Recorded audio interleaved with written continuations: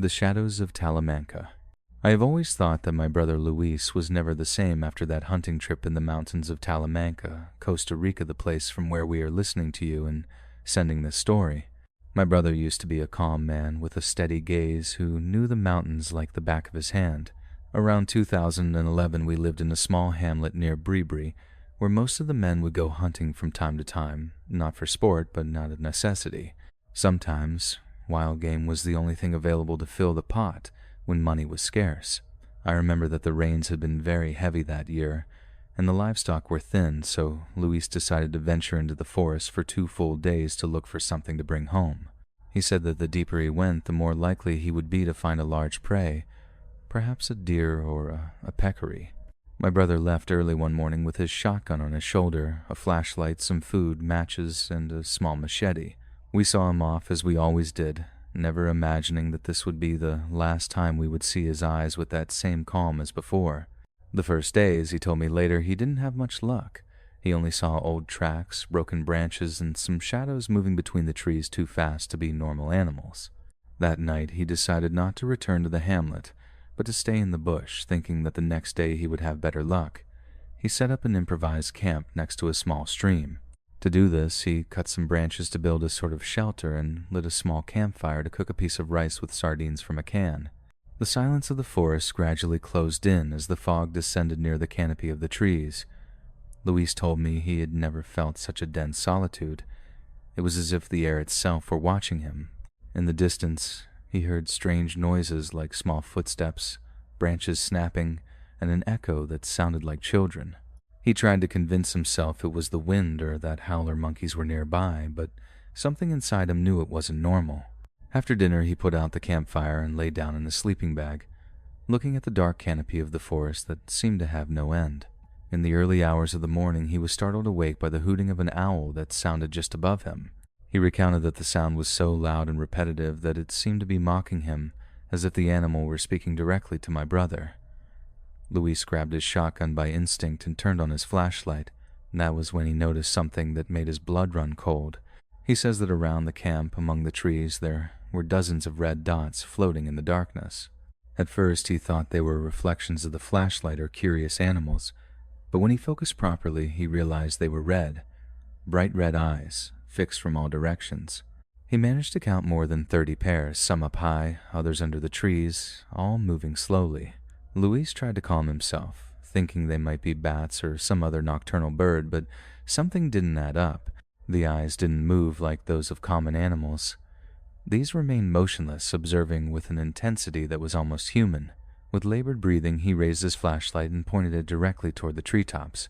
What he saw left him speechless. He says there were dozens of small creatures, the size of small children, with grayish skin, pointed ears, and sharp teeth, looking at him from the branches as if stalking him. Those things had twisted faces. Some were laughing without making a sound, while others swayed as if enjoying the fear they were inflicting on my brother. The community tells stories, and my brother says those horrible things were goblins. Without thinking, Luis fired into the air to scare them away, but the roar of the shot only caused the night to shatter into a collective screech.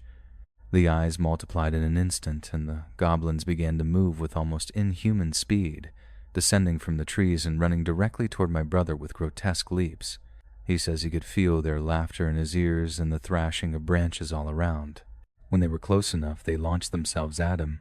One bit his arm, another clung to his leg. My brother says he could feel their teeth sinking in like needles, and the smell those things emitted was so repulsive it almost made him vomit. In the midst of the panic, he began to run aimlessly, firing at random while the creatures followed him through the trees. For endless minutes, he heard the tiny footsteps behind him, the laughter, and the sharp whistling that seemed to come from everywhere. My brother fell several times to the ground, scraping himself on stones and roots, but he didn't stop. He affirmed that at one point, looking back, he saw a dozen of those beings running behind him, some crawling, others jumping from branch to branch in the trees. In the distance, the owl's hooting kept sounding very mocking, as if it were guiding the goblins. Luis says he didn't know when they stopped, when suddenly the forest went silent, and when he dared to look back again, he says there was nothing there. The tall trees were empty, and the fog was slowly beginning to dissipate. Luis ran without thinking until dawn, and When he finally managed to reach the edge of the forest, he saw that his clothes were completely torn. His body was full of scratches and bites, and his eyes were very vacant, as if he had seen hell itself. My brother was found by some peasants from the town lying by the road, trembling and unable to speak. Days passed before he could tell what he had experienced, and even then, very few wanted to believe him. They said he had eaten some hallucinogenic plant or that fatigue had played a bad trick on him, but I know him very well, and I know that what he says was real. Since that night, Luis never went deep into the bush again. Moreover, he didn't even go for firewood. There are those who say that in that part of the forest, if you pass by late at night, you can still see the red eyes in the branches. The elders of the town claim that they are the guardians of the mountain, ancient spirits that punish those who enter without their permission. Others say they are the souls of the first men who lived in those lands, beings turned into goblins, whether by a curse or by something worse. The truth is, I don't know exactly what my brother saw. He says they were goblins, and I can believe him. But I ask you, community, especially those of you from my country, what do you think my brother saw? What were those things that attacked him? And what things are still living in that forest? If you are enjoying the stories, I invite you to leave us a like and subscribe to this great paranormal family. Moving on, The Red Rabbit of San Potosi. Hello, Memo. Good evening. The story I'm telling you is something that in my town, up in the mountains of San Potosi, is told as a tale that still makes everyone who hears it get goosebumps. They say that many years ago, when the roads were just paths and people lived off what they hunted and sowed, there was a man named Don Armando, a hunter known for his marksmanship and because he never returned from the mountain empty-handed. Don Armando had an only son named Julian, a strong, hard-working boy and his faithful hunting companion. Together they would venture into the mountains before dawn and return with deer, rabbits, or turkeys depending on the luck of the day. But one afternoon, it is said that luck decided to turn against them. They say that day they set out at dawn toward the Monte de los Encinos, Oak Mountain, a very dense area full of ravines and trees that barely let the sunlight through. They spent the whole day looking for something to hunt. They traveled through dry streams, tracked footprints, but nothing, not a single animal could be seen. The silence of the forest was so deep that even the insects seemed to have hidden. Don Armando was surprised by this, as he knew these lands like the back of his hand and knew they were never that quiet. When the sun began to hide behind the hills, the man decided it was time to go home. Julian was somewhat frustrated because they didn't have anything for dinner, but his father told him not to worry, that sometimes the mountain has its days, and that the important thing was to return home safely. They were walking when, suddenly, to the side of the path, they saw something move in the high brush. Don Armando raised his shotgun and aimed carefully. What emerged from the leaves left them both completely perplexed. It was a rabbit, but not an ordinary one, for its fur was a deep, intense red, like the color of fresh blood, and its eyes shone with an amber tone that seemed to reflect the fire of torches. Julian was speechless, and his father muttered that he had never seen such a strange animal. "It must be an omen," he said in a low voice, but curiosity and hunger got the better of them. They knew such a rare animal could be worth something if they showed it in town, so they decided to hunt it. Don Armando aimed and fired. The gunshot echoed through the mountain and the rabbit gave a jump before disappearing into the high grass. Both ran after it, following the trail of blood that shone under the dying light of the sunset. While they were running, something strange began to be heard. It was a woman's voice, complaining in pain. The two hunters looked at each other, confused, without understanding where the sound was coming from, as there was no one else for miles around, only them and the trail of blood guiding them. They say that when they finally found the wounded rabbit, the surprise was so great that they almost dropped their weapons, for the moaning and the voice they heard were coming precisely from that animal. The rabbit was breathing with difficulty, and from its mouth came a human voice, a soft, sad voice, as if it were truly a woman speaking. "Please, don't hurt me," said the rabbit with a trembling voice that they both swore was feminine. "If you spare my life, I will give you something in return. Each of you will receive a gold coin. I don't have much time left because I am badly wounded, and if I die, I will be of no use to you." The hunters looked at each other without knowing what to do, since neither of them believed what they were seeing, but fear kept them from thinking clearly. Don Armando swallowed hard and asked her exactly what she was. The rabbit replied very strangely, "I am a condemned soul, one who was once a woman and did not respect the mountain. I remain trapped here, and my soul only wanders in the form of an animal." The words burned into the man's mind. For his part, Julian, with his heart aching, knelt down and took a small first aid kit his mother always made them carry out of his backpack. The boy cleaned the animal's wound and bandaged its leg with a rag. While he did that, the rabbit looked at him with sad eyes and said, "Thank you, boy. Thank you for helping me." Then, from within its fur, that strange rabbit pulled out 2 golden coins that shone as if they were made of fire. "This is for you. It is as promised. If you let me go, I give you gold, and what I say, I keep." After that, with the deal made, so to speak, the red rabbit crawled a few meters and headed limping into the trees until it disappeared completely. They didn't even stop seeing it. It simply vanished as if it were a shadow. Don Armando and Julian stayed there for a while without knowing if what they had seen had actually happened or if it was just a delusion. Then they put away the 2 coins and returned home in silence. Over time, and this is told a lot in the town, Don Armando's family became one of the, if not the, richest families in town. They bought land, machinery, cattle, and opened a lumber business. People whispered that their luck had changed overnight, and although some said it was because Don Armando had made deals with, an entity, those who know a little more about this story assured that their wealth had come from the mountain. And even then, although it had been given to them, this was not normal. And I think they were right, because an entity, a red rabbit that had the voice of a woman, was the one who gave them the gold. I was born long after this story, but even so, it continues to be told by the town's bonfires as an old legend whispered through the teeth. And although many may not like it, Don Armando's family is still there, still holding on to their fortune. And as you know, there are always legends to tell in the towns. The people on the ranch mention that when a person encounters some type of animal of a very strange color, a color that shouldn't be natural for its species, it is better not to tempt them because they can be more than animals. They can be souls, entities, or beings we do not understand. And although Don Armando's family had luck with their gift, on other occasions, animals of different colors do not give gold, they do not give fortune, they take lives. So, community, when you encounter an animal of a strange color, leave it, don't touch it.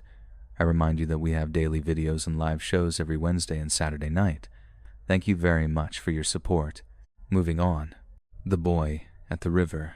Hello, dear CH community. My name is Dal, and I share this account from my town in the mountains of Alta Verapaz, Guatemala.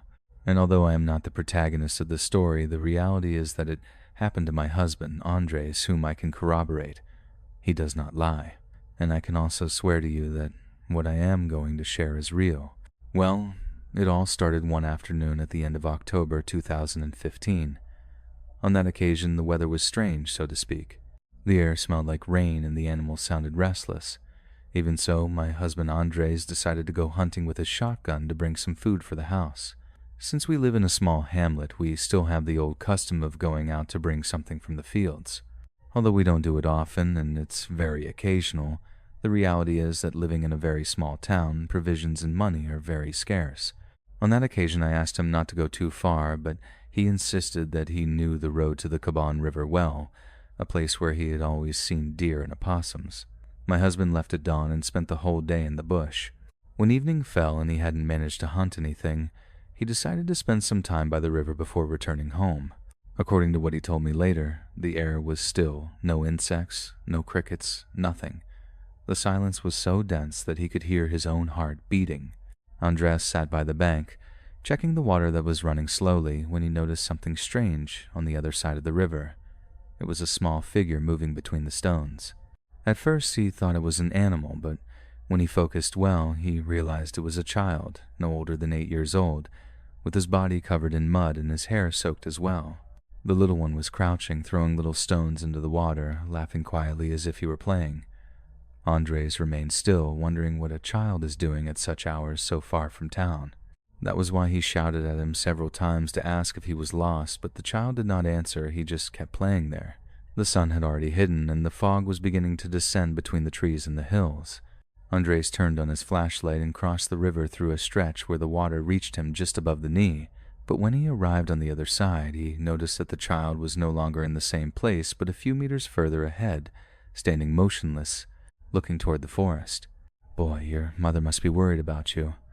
Come, I'm going to take you to the woods because it's very late," he said as he approached him slowly.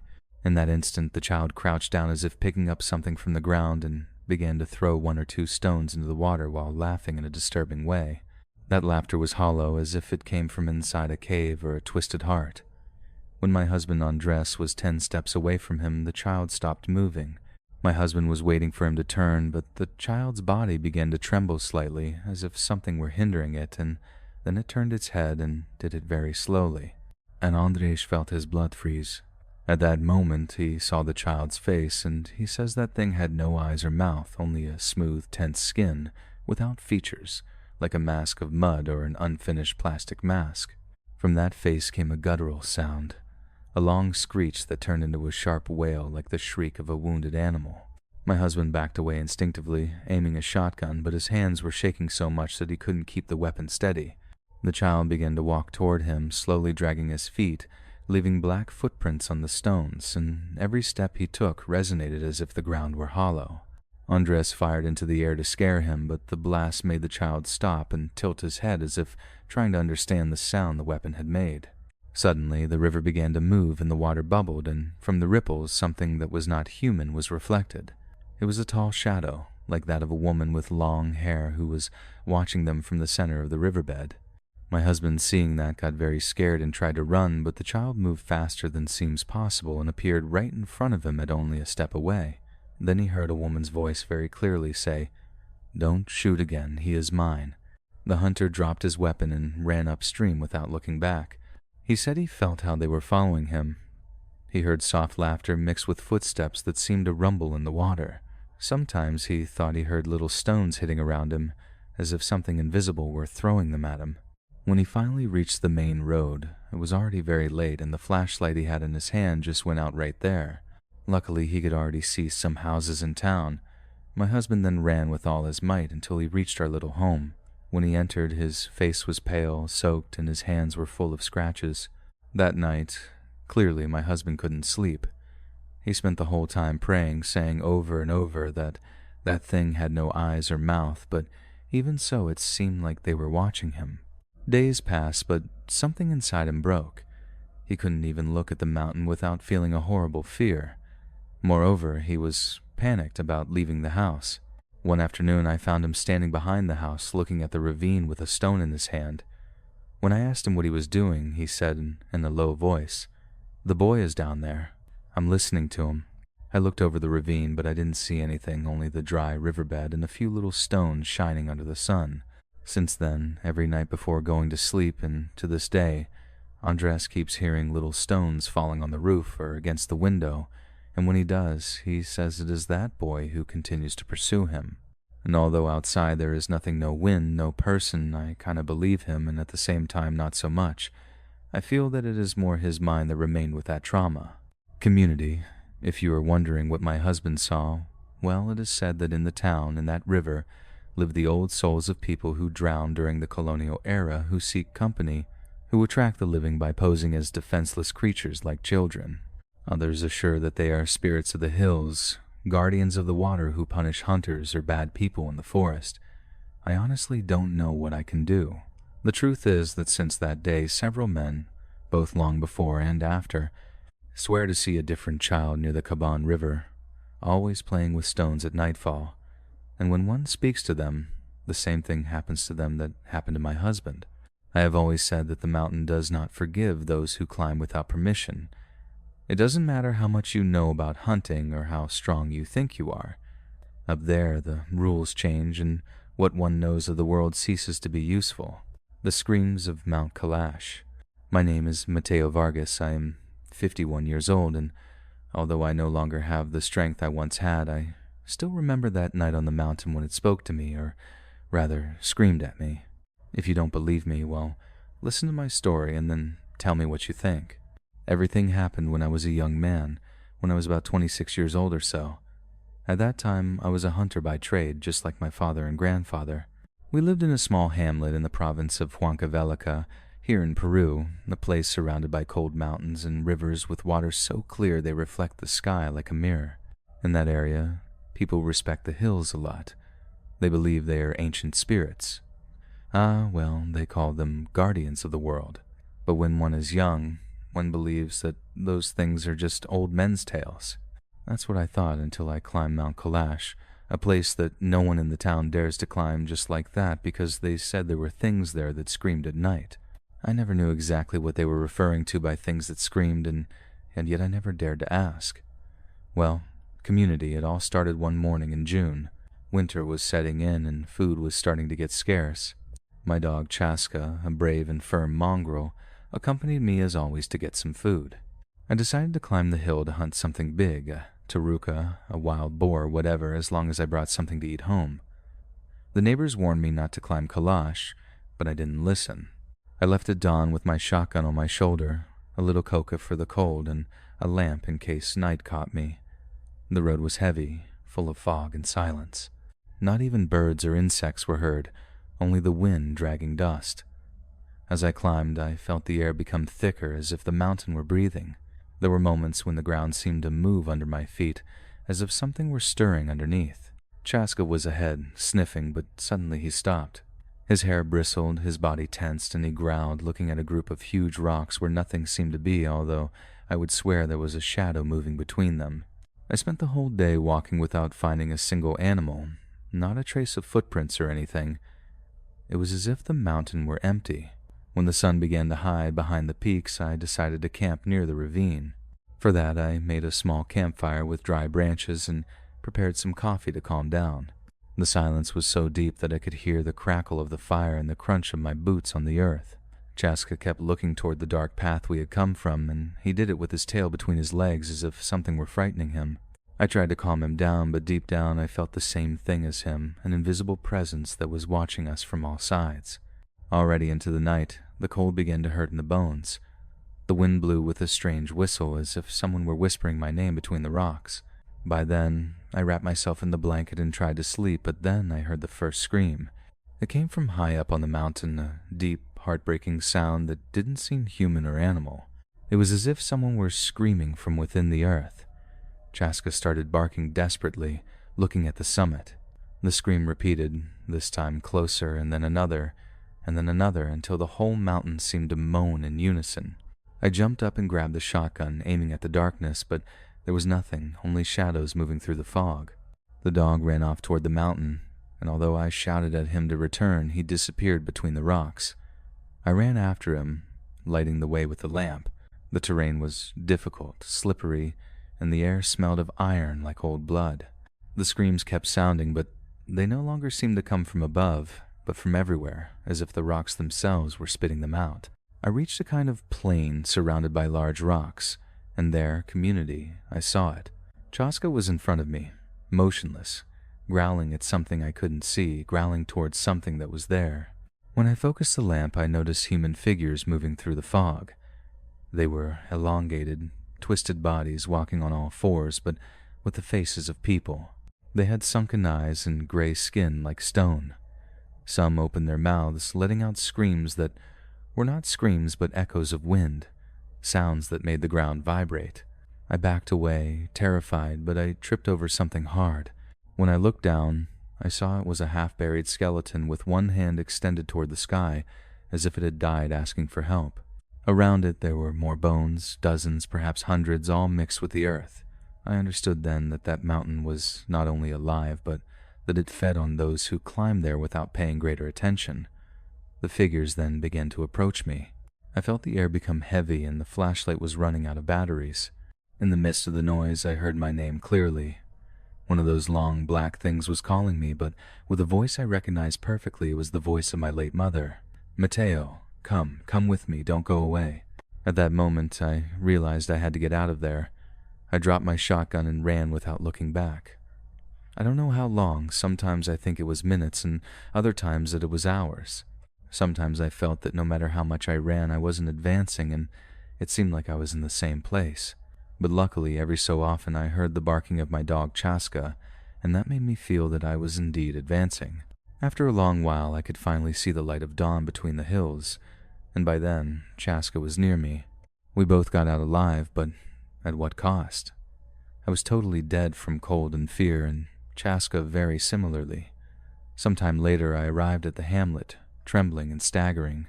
The people who saw me arrive simply asked what on earth had happened to me. But what was I to tell them? That I had disobeyed them, and that I had climbed the hill, that to my misfortune I had been in front of those things that scream up there? Of course not. I didn't have the courage to reveal myself. That was why I simply told them that I got lost and that I had to run down the hill. People mocked me, and to this day they continue to do so, not because they were scared, but because I told them I got lost, because it would be much worse if I told them what I saw. It would be a sign of disrespect because they warned me and I didn't believe them. The harpy of the jungle. My dad was a hunter for several years, not by choice, but out of necessity, since when he was young, not having many resources, one had to consume their food in many ways, whether by sowing the field, raising livestock, but since raising was expensive and slow, it was more practical to go out to hunt in the jungle for food, which was meat.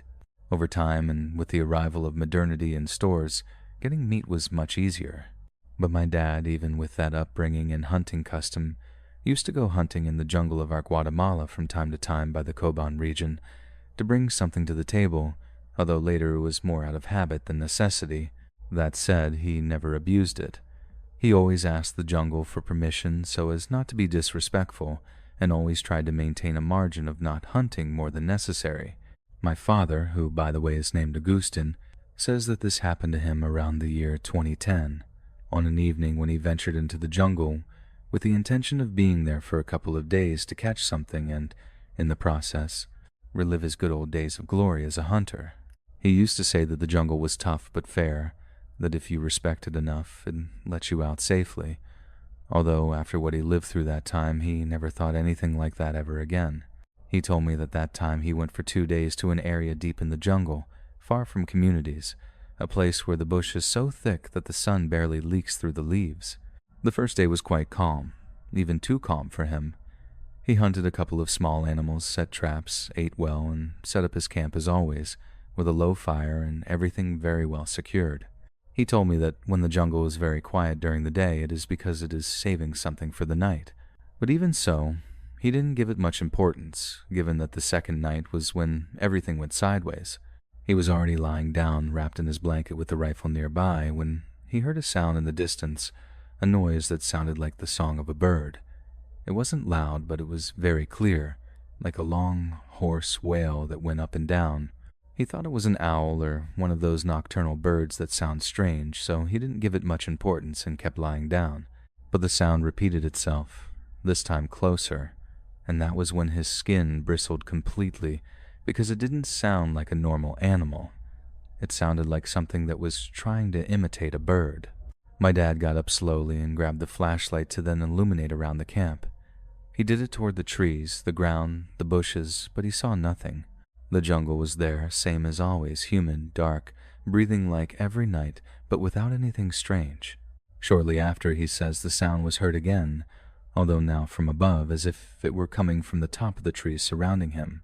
With fear, my dad raised the flashlight, and that was when he saw something strange. He says that on the branch of a very large tree, just above the camp, he saw something crouched.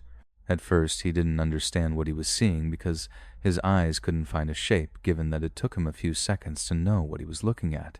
He says that the thing that was there, from the waist up, had the body of a woman, a nude one, pale, with long hair wrapped and stuck to her face, but from the waist down, it was the enormous body of a bird, one with strong legs, covered with dark feathers and long claws that clung to the branch like knives.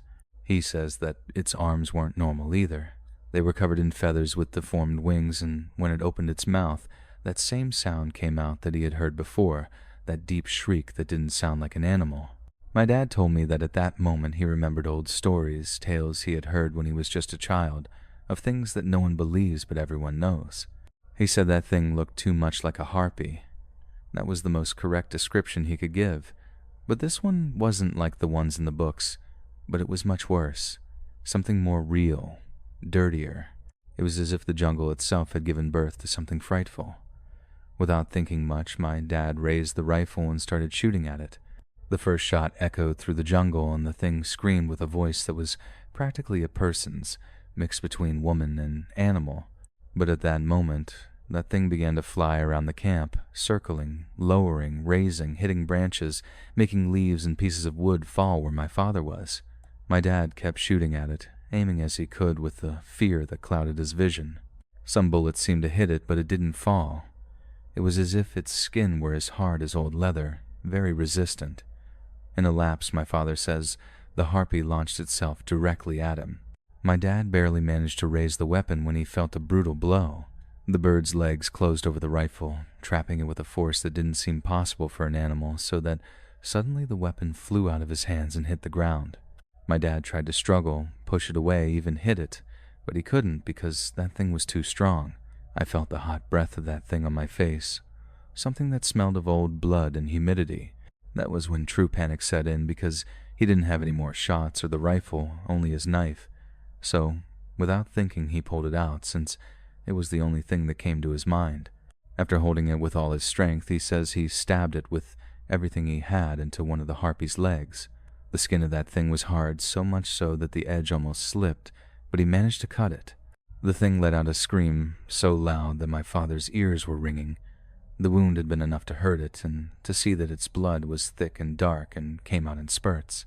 The harpy moved away from my father, for it was completely wounded, and apparently it affected it because it quickly flapped its wings and took flight into the nocturnal sky, but not to take refuge, but to fly out. For his part, my father didn't stay to see if that thing would return. He grabbed everything he could. He didn't even pick up everything and started walking toward the house, moving away as fast as he could from that dwelling. My father says he walked until dawn and kept walking until he got out of that jungle. My dad doesn't know for sure what that was he saw, but it looked a lot like a harpy, something he had only heard in legends. Here in Guatemala, we don't have the belief, like in Mexico, of the so-called nahuales. What is handled here, more or less similarly, is that of sorcerers who then take human forms to trap people, that being the most logical explanation, but who knows? We don't know exactly what my father saw, but that clearly was not anything human. I remind you that we have daily videos and live shows every Wednesday and Saturday night. Thank you very much for your support. Moving on. The Witch's Sabbat in Chihuahua. Good evening, CH family. My name is Diego, and what I am going to tell happened in the year 2018, and it was not a story, much less an exaggeration.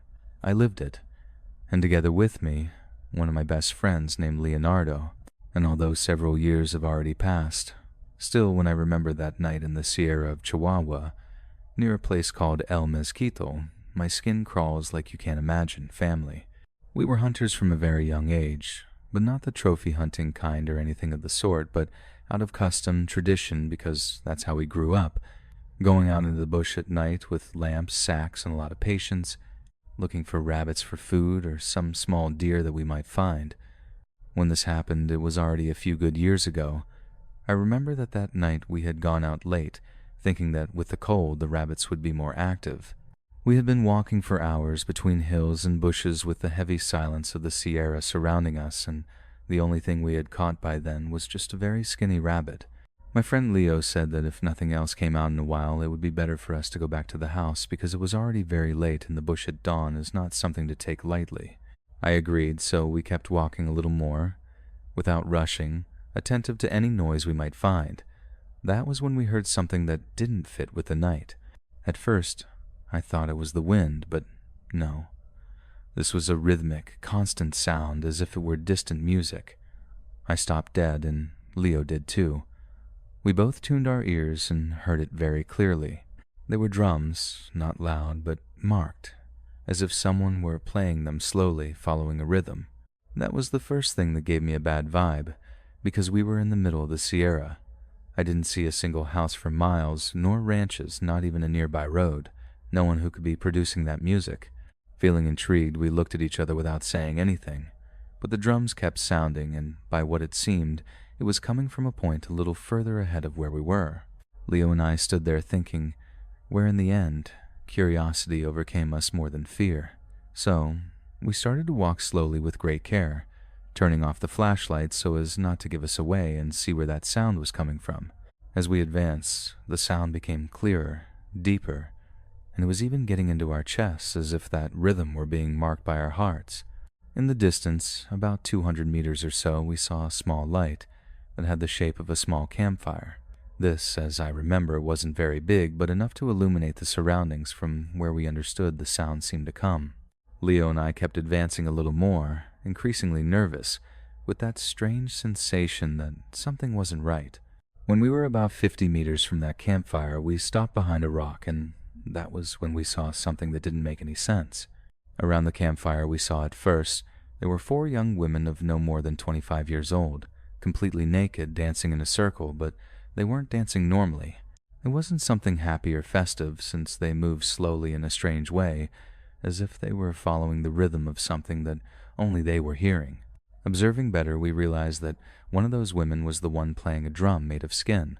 It was noticeable by the dry and deep sound it produced, and every time she hit it, the sound reverberated throughout the Sierra, this noise perfectly being what we had heard from a long, long way back.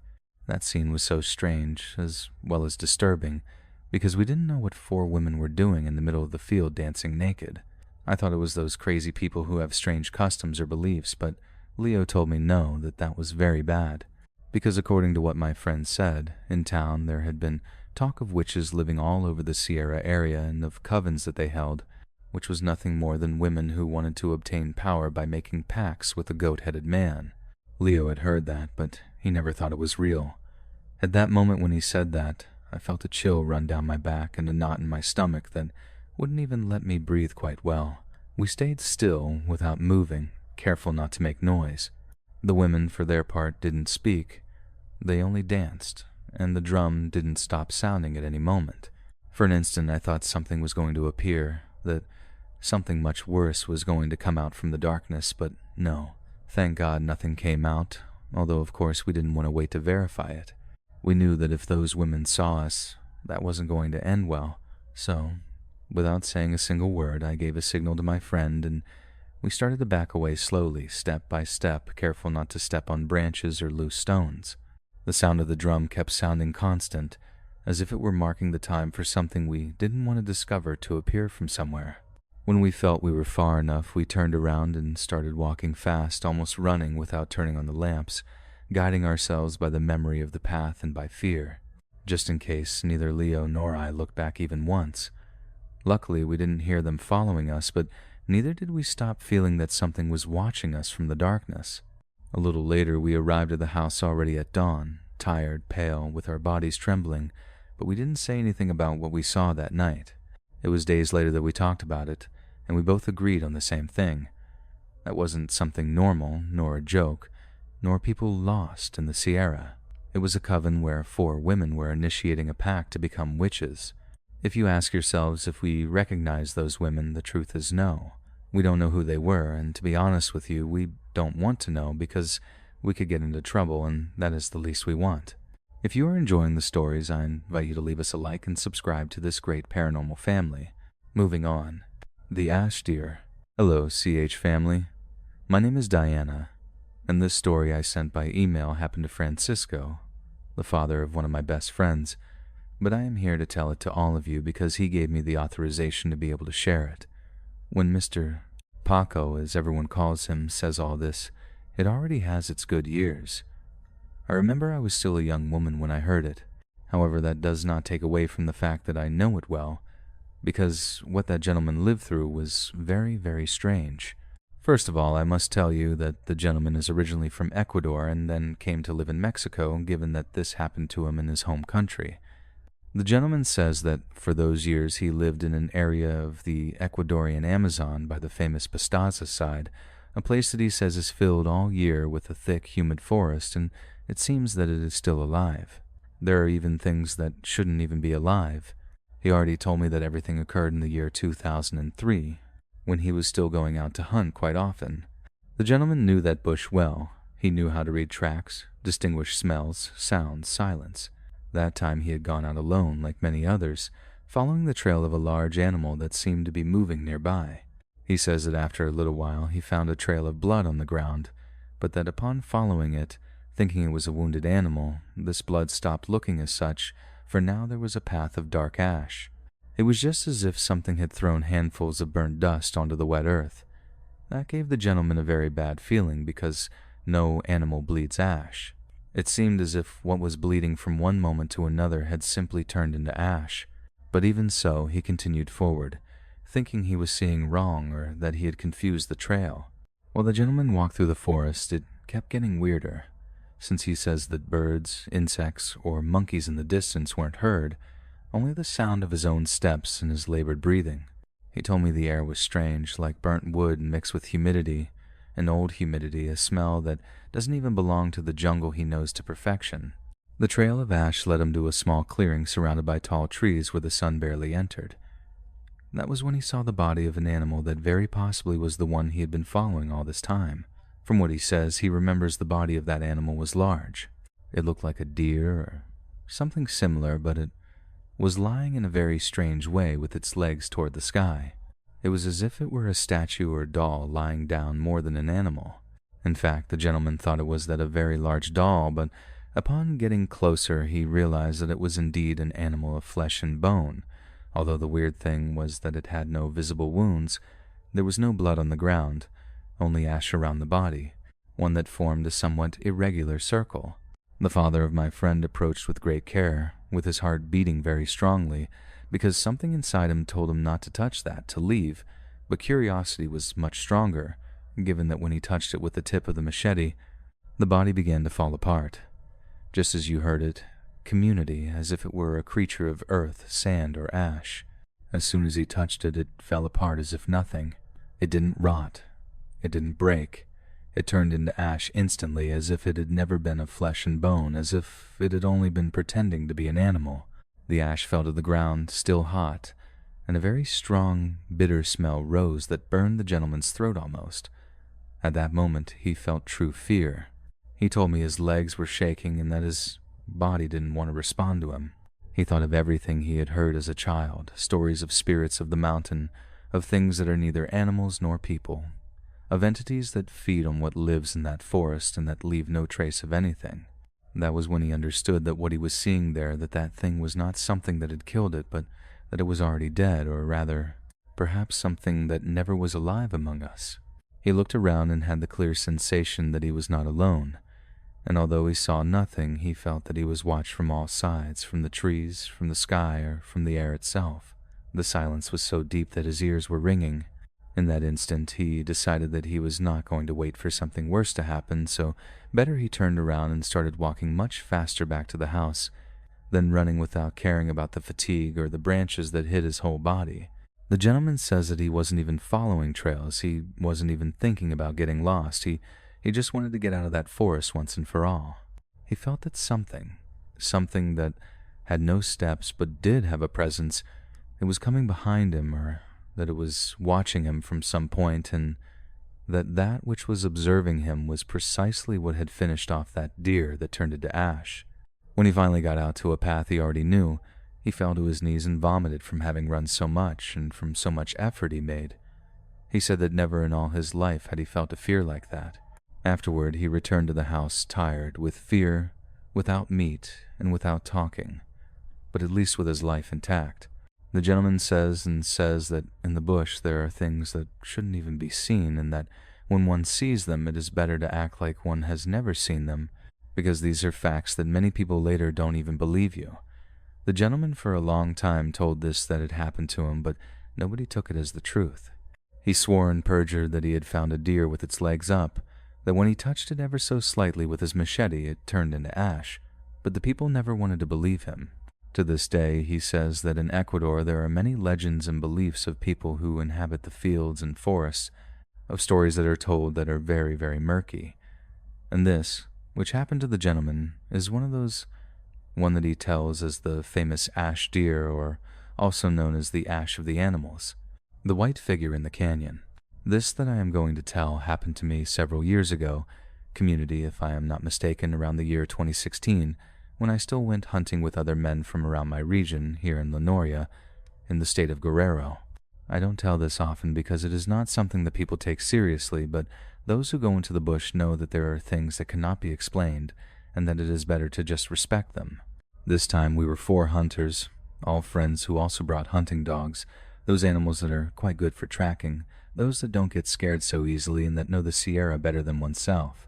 We all left before dawn with the idea of entering a canyon where there used to be plenty of animals, and usually we would go when we wanted to have a safe hunt, since being so reduced the animals couldn't flee and hunting them was much simpler.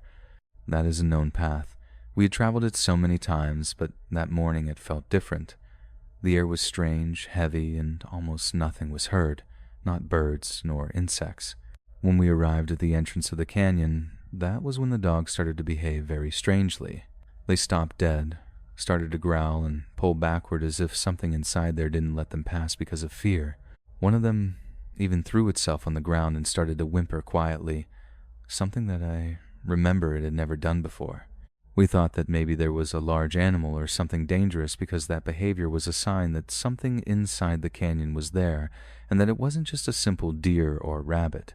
Perhaps, and this was said by one of my friends, it could be some large feline, since from time to time there were jaguars in the area. That was why we decided not to enter through there and better turn around to go around another way. The problem was that although we had already moved away from that canyon, the dogs didn't calm down in the slightest. They remained restless, walked tensely, sniffed the air, and turned around often toward the back as if they felt that someone was following us. But no matter how much we turned, we saw nothing. Out there was nothing at all. I don't think much time had passed when one of my companions said he had seen something between the trees.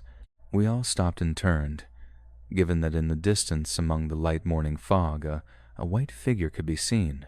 This is real, community, and I know it because I saw it, and I have more than my friends as witnesses.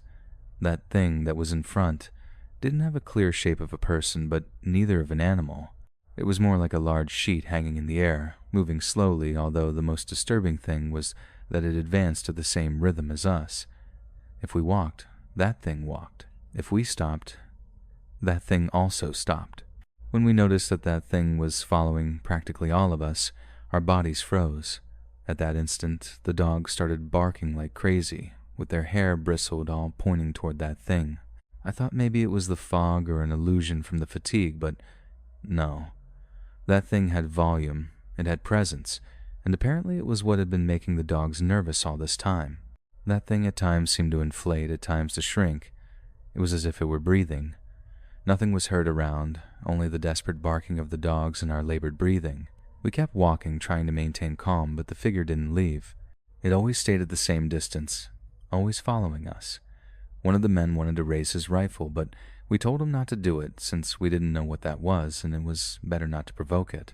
I felt a pressure in my chest, a sensation that something didn't want us there, that we had already crossed a limit without realizing it when the path began to tilt toward the return to town. We didn't think about it anymore. We decided it was better to return home. For that, we didn't run, we didn't hurry our pace, we kept walking normally, but without losing our eyes on that thing. By then, the dogs stopped barking the whole journey. They turned once in a while toward the back, showing their teeth as if they were defending something invisible. I didn't want to turn much, but the few times I did, that figure was there, gliding without touching the ground, always white, always silent. I don't remember feeling so much relief as when we began to see the first houses near town, and when we left that very strange area. It wasn't until we were close to those houses that the dogs could finally calm down 100%, given that by then that figure wasn't even seen. It had stayed behind in the bush where it belongs. That day, nobody talked much about the subject. Everyone went to their house, and we didn't go out hunting together for a good while. I learned something important that morning, that when the dogs don't want to enter a place, it is not out of a whim, and it is better not to do it. They see and feel things that one doesn't. And if something white follows you in silence through the Sierra, the best thing you can do is turn around and be thankful that they let you go, since along many paths of the whole Sierra there exist things, beings, creatures that are not of this earthly plane. And although you go with the best weapon of all and loaded with the best dogs, believe me that not even they are going to save your life. So it is better to walk with great care when one goes hunting, and more so when one doesn't know the areas where one gets into. If you have any story that you wish to share with this pleasant community, I invite you to send it, whether by email or the Facebook page. The links are in the video description. I would appreciate it if you activate all notifications to be up to date with the stories that are uploaded daily. Thank you very much for letting me reach your ears.